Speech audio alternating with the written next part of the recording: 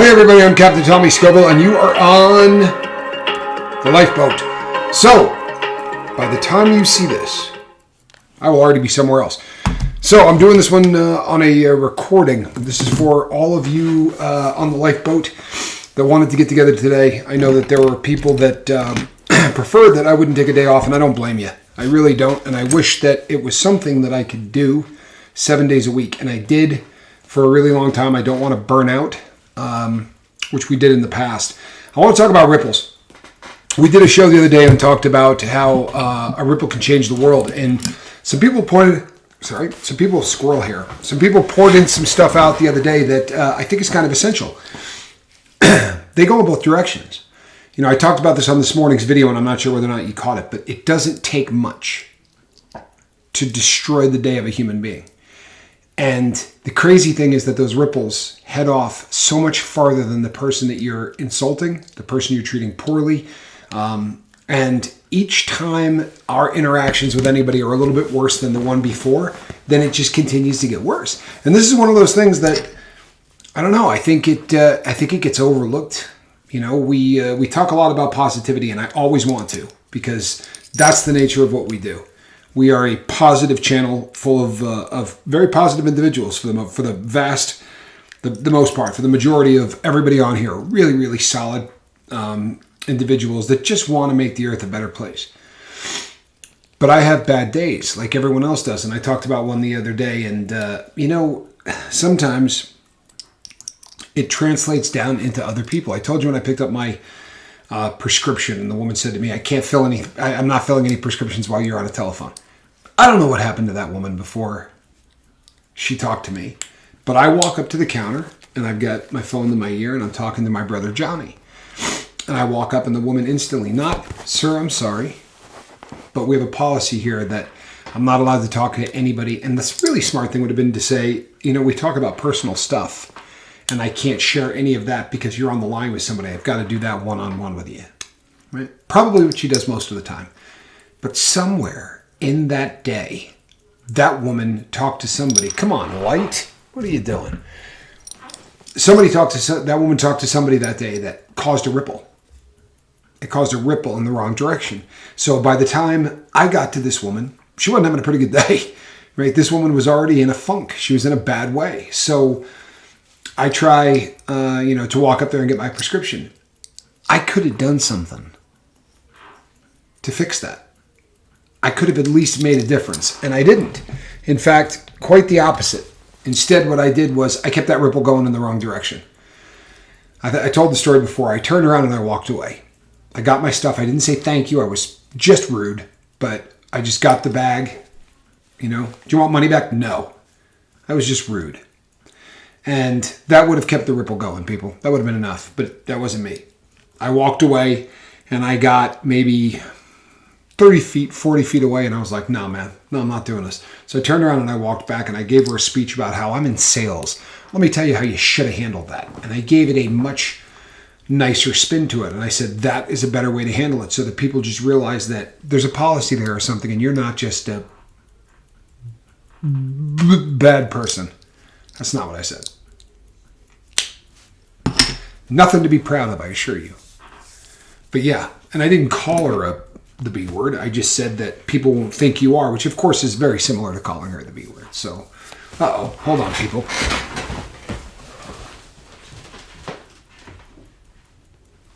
Poor R2. Poor R2-D2 couldn't see a thing from underneath the captain's hat. I wore that hat in a video yesterday because this one was upstairs. I had chased squirrel upstairs.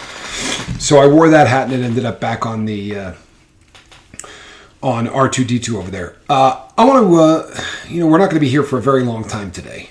You know, I have some things that I do need to take care of. But I wanted everyone to have a chance to come here and say, hey, I'm doing fine, or hey, I need help, and reach out to one another in the comment section. So a couple of things I want to go over because we have new people here. A lot of them, actually. And a lot of them have been reaching out to me. It's been a lot better lately for whatever reason. I don't know what it is. You know, they go in waves. But right now, there are a lot more people who are reaching out and asking questions and doing things. However, there's a lot of them that don't seem to have any history at all of the boat. So I'm going to do just a little background here real quick, so that if you are brand new to the boat, you just have a pretty good idea of where you're at in terms of the host. So I'm Captain Tommy Scoville. Not the name I was born with. It was the name I started to use on YouTube, and boy, it stuck. And it's something that I started to use the name on YouTube because my brother had used the name Johnny Scoville. Neither of us were born with those names, but it was perfect timing for me because I was just coming out of prison. And, I had spent, I don't know how many, years, 5, I guess, before I got out, talking about creating a new you. That was the whole purpose, was this whole create a new you thing. And you don't have to have a new name to create a new you. But if you wore your name out, if you robbed a bunch of banks and you've been to prison 2 or 3 times and, you feel like changing everything about yourself, knock yourself out. But so I am the captain of this boat. I have a very long criminal record. Nothing that I'm proud of, but it is something that I own. That record includes, it's not violent. I was not a violent person. My issues were theft. I was a thief. And I wasn't stealing, you think bank robbery and you think of movies like Heat, right? Or movies where, a guy goes in and, they go into the vault and he has this big duffel bag and he's just pulling money into it, and they got to do one of these jobs every 4 years so that they can support their lifestyle of surfing and jumping out of airplanes. By the way, I met the stopwatch crew, at least 2 of them, while I was in federal prison, and that is who that movie Point Break was made after. By the way, none of that happened. The guys that that were the stopwatch gang, they wore president's masks, and they used a stopwatch to time how long they would be in there. That was it. Nothing else in that film was real. Nothing. They didn't jump out of airplanes. They didn't surf. All that was added because it just, it made it sound a lot cooler, and you could still say based on a true story. So, but yeah, I wasn't ripping off banks and doing things like that to live a lifestyle where I was jumping out of airplanes and surfing or skiing and driving Ferraris or any of that. I was robbing banks to pay for a drug habit that had gotten so out of control that I needed $600 a day to support that habit. And I had been arrested many times before then for things like stealing meat, stealing power tools, anything that was really easy to steal at noon and have sold by 12:30. So I just want you to know, because I get emails from people who say things, and I don't. That, one was commenting on somebody that they were with, and if you're the person that said this, I'm not insulting you, right? So just hang with me. And I didn't say your name out loud, so don't say, "Well, that was me," because no one knows it's you. But someone had sent me one where they were talking about their significant other, and they basically said that one of the reasons that they were in the life drinking and such and using drugs was because of their ex, who ended up in prison. The guy's a dirtbag convict. and I couldn't help to think to myself, I wonder if this person knows I'm a dirtbag convict, right? And I know what they're saying, and I'm not insulted. I assure you, I'm really not. I get it. I really do. I watch things happen on TV sometimes, and I catch myself thinking, man, lock them up and throw away the key. And then I think to myself, for things like murders or anything having to do with a child, lock them up. You know what I mean? Throw away the key. But for stuff like drugs and, some of the other crimes, right now about 80% of people who are in prison are in there for something having to do with a drug-related crime. That makes me really uncomfortable. I'm not going to lie to you. That makes me really, really uncomfortable. So, yeah. That's who is the leader of this here boat. I have a very long criminal record. I went to prison on 3 different occasions. The first one was a very, very short prison sentence, which very often happens for thieves. It's not like, drug dealers or violent criminals where the first time you get in trouble, boy, you can go away for a long time. If you're stealing stuff, you can get caught a lot before you're going to go to prison. Like you get a felony and they threaten you with some time. And then you get a felony and they threaten you with some time. And then you get a felony and they give you probation. And then you violate or you finish that probation. And the next time the judge says, man, if I ever see you in here again. And there was a female judge who said that to me. If I ever see you in here one more time. Then she saw me one more time, gave me one more chance. And I still ended up screwing up and getting incarcerated. So it is what it is. Really, it is what it is. But just... I don't want people having the wrong idea of who I am. And I get people that say, man, you don't have to talk about, your past. Man, I do. You don't have to talk about your past. None of you need to talk about your past. If you're uncomfortable, man, don't use me as an example. That's not what I'm doing. That's not meant to tell everybody that they need to do this. I need to do this. You understand? I'm asking you people to listen to me. I'm asking you people to put faith in me. I'm asking you people to show up here every day, and it requires a level of credibility. Now, if I sit and bovine spew, right, a little BS, about who I am or what I am, that's not going to benefit anything here at any level. And I'll tell you something that'll happen. Eventually someone will get your record, pop up and say, oh, look what I found. That guy that tells you he's this, this, and this. So I wasn't going to go down that road. And besides, my credibility, I dropped a blade. My credibility isn't, I have a PhD in this, and I have a PhD in that. I have a college degree, that's it. One that I earned in prison, by the way. But my education is the fact that I was a degenerate until I was 46. That's my curriculum vitae, so to speak. That's kind of what gives me some of the insight into the things that I talk about. And I think that's important that, you have a handle on that. You don't have to do that with your life, but I have to do it with mine. So for the new people who are here, you can either go back and catch all the old shows where I break this stuff down in unbelievable detail. Like I talk about specific bank robberies and I talk about the crimes that I did, and I do it in such a way that there's not a lot left to the imagination. I don't do it every day, and people send me emails. If I could tell you how often someone sends me an email that says, dude, I'd love to hear a lot more prison stuff. Well, then catch a prison channel. I mean, I'm not trying to be a jerk. That's my rearview mirror. I talk about it just enough to own it. It's important for me that I own my past. It is not important for me that I live in it. It's super important to me that I never get away from the history of what I did to screw up. It's important that I keep that nearby because I don't want to repeat it, and I don't want to ever end up being that which I was. But I assure you people, regardless of me mentioning it or doing any of that, I live in the big screen in front. That big piece of glass in the front, that's me. I promise you, that is where I spend all of my time. I don't park it in the rearview mirror. I really don't. In fact, I've been moving forward in so many ways. There are people from the past that I've, unfortunately, because I'm not trying to do this, but there are people in my past I've had to turn my back on and sort of walk away, and which is a bit heartbreaking. But we've talked about this so much on the boat. People are either helping you move forward, or they're not, right? If you surround yourself with people who all have a vision for their future, is that a mail truck? Because I'm waiting on mail. If you surround yourself with people who have a vision for their future and people who are trying to move forward, then you're going to probably be moving forward. If you surround yourself with people who do not have a vision for the future and people who are very content with the status quo and staying exactly where they are as a human being, chances are you're going to park there as well. And God forbid you spend time hanging out with people who are living the life that you used to live. It will be the life that you are living very quickly.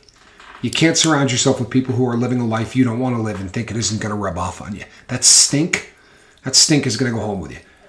Ever go to a nightclub? You don't have to smoke a cigarette to smell like a cigarette when you come home from a nightclub. And it's the same principle. It really is. You don't want the stench of the world on you. Avoid it. You don't want all of the things that you're trying to avoid in your life becoming a new part of you again. Get rid of them. Get rid of them. You can do it really, really nicely. For real. So I did it the other day. I said to the guy, I'm not mad at you. I have no hard feelings, man. I really don't. You might think I'm mad at you. I am not mad at you in any way. I'm just moving forward. I don't feel like the behavior that you're doing is leading me to believe that you're moving forward in life. It kind of looks to me like maybe you're still in it. Maybe you're in the life or whatever, and I'm not ready to be going down that road in any way again. Like I'm over it in a really epic way. I am over my past. True story. So this is probably going to be the norm going forward, people. I'm probably going to do some show-up videos like this that I can put up on the weekend, my weekend. so that people have an opportunity to come together and say if they're hurting, say if they need help. I don't like the idea of you guys having nowhere to go for 2 days. I know that Heather's going to be doing some videos. Heather's been sort of getting back into the swing. You know, I have high hopes for AKA Heather Joy. And I don't mean staying sober. She's been sober longer than I have. Twice as long as I have. I have high hopes for her being one of the biggest ripples you'll ever see. And I have high hopes for a lot of people that way. But Heather has already demonstrated the fact that she's very comfortable in front of a camera. I talked to somebody today who is thinking of putting something together like this for survivors of domestic violence. And I think it's genius. I think it's needed. I've said this so many times on the boat. I have no perspective whatsoever on that. I've never put my hands on a woman in anger. And obviously I was never the victim of any kind of domestic abuse. I mean, maybe after the fact, once I was gone, I was abused pretty badly. But that physical abuse is not something that I just don't have a point of reference. I can be kind. I can talk about how that translates into drug use and how many people who are survivors of domestic violence end up using as a way to try to escape. I can do all of that. What I can't do is understand. The reason that the lifeboat is cool is because you don't have to explain your addiction or anything about it to anybody, right? You can just say, I feel uncomfortable in my skin, and everybody knows why. That's why group therapy of every kind works, because you don't have to explain the unexplainable. So I'm really looking forward to this person maybe doing this. They're considering it pretty heavily. And I told them, do what you do. Meditate, pray, whatever. Think about it, and I will absolutely assist you if you, at least help you figure out how the game works, because they've never done any kind of YouTube stuff. But that could be happening. We've got people making flyers and going out and handing them out. We've got Miss Dragon's doing some great stuff. And it's short enough that it's not going to chunk up a whole lot of your day, right? But it's just a really great place to stop in and get a positive fix, right? It's a good place to stop in and get a ripple taking you in the correct direction and not in the incorrect direction, But I love what's happening with the boat. I love the people who reach out to me these days that are just different. And I'm not saying they're better. I'm not saying that they're worse. They're different. It's a different kind of audience than we traditionally get on the boat. And that's exciting to me. It really is. We're a very diverse crowd, right? Since I started doing this, there are people who, we have people from the military. We've got, there's a doctor or two on the crew. They're not usually as vocal. I know we have several lawyers because I've talked to at least two of them. We have a lot of people that you guys don't see because they don't talk much, but we have a very diverse crowd of people here on the lifeboat. It's getting more diverse. It really is. And to me, that is exciting. That means that we're doing something right. And the overall attitude, the fact that we're here as often as we are. Oh, I'll tell you something else that's just cool as hell. So I'm sharing this with the group live today, so I'll tell you guys too. When you go live and you want to bring in somebody else, you got to have a couple of ways to do it, right? So you download something like Streamlabs, and then you can use Streamlabs as a way to go live, right? So it's a streaming service, and it will allow you to have two people on at the same time. Or you can use something like Zoom, and very often you do both, right? There's a link to Zoom, and that brings you in, and then you go through Streamlabs, and it just starts getting, I'm not the brightest bulb with technology, but out of the 4 billion communities or whatever that there are on YouTube and on the World Wide Web for any kind of building of a group of any kind, we have been chosen by YouTube for a beta test that they're doing. And I kid you not, my brother Johnny, who dwarfs this channel, right, with his audience, and a lot of other audiences that are really, really large, didn't get this, but we did. We're part of the beta test. I would imagine because we're live all the damn time. But I'm going to have the ability to pull people in without having to use Streamlabs, without having to do anything. I can pull you in through a telephone. I can pull you in through just going to the YouTube app. I can live stream with more than one person, and they're going to test it and see how it works out. I'm hoping that it's going to be a huge success, but what an honor for this little lifeboat to be to be part of that beta test when some of the big dogs didn't get it. I'll be honest with you. I think that's just, it says a great deal about you people. You people here on the lifeboat and how much you've done for the boat. For real. I mean, we're getting recognized, and we're getting we're just moving forward in a way that makes me really, really excited. So I want to thank each and every one of you for everything that you do here on the lifeboat. I'm going to be back tomorrow night at the same squirrel time, same squirrel channel. There will be a squirrel in this basket. Squirrel has gotten into the routine of liking 2 days off, honestly, like she disappears. And it's Thursday and it's Wednesday and Thursday. I never have a problem. I come in here and start talking and she shows up. But she doesn't do that on her days off. So Squirrel is off being a cat. You know, no doubt doing this number, right? Cleaning the face up, or I don't know, laying down perfectly, curling her tail so it covers her eyes like an eye shield. My cat's a genius. And I know you think your cat's smart and your cat does that. Your cat's stupid, my cat's smart. I'm sorry. I don't mean that. They're all really great animals, but Squirrel is a genius. I will be back tomorrow night, same squirrel time, same squirrel channel. There'll be a cat in the basket, and we will be talking about, I'll have an actual show, and we'll actually talk about it and move forward with a topic and all of that kind of fun stuff. If you're brand new to the boat, and these are one of the first shows you saw was a Wednesday or Thursday, man, come back and see us during the official week. Don't catch us on the weekend. I mean, I'm glad that you're here, but catch a real show. Get a chance to see what it's like with the crew in here doing what they do, because that's the magic of this. It's not the guy in the hat. The magic of this is really, truthfully and honestly, the crew of the lifeboat. So I am Captain Tommy Scoville, and I will see you all tomorrow on the lifeboat. Right here. All right?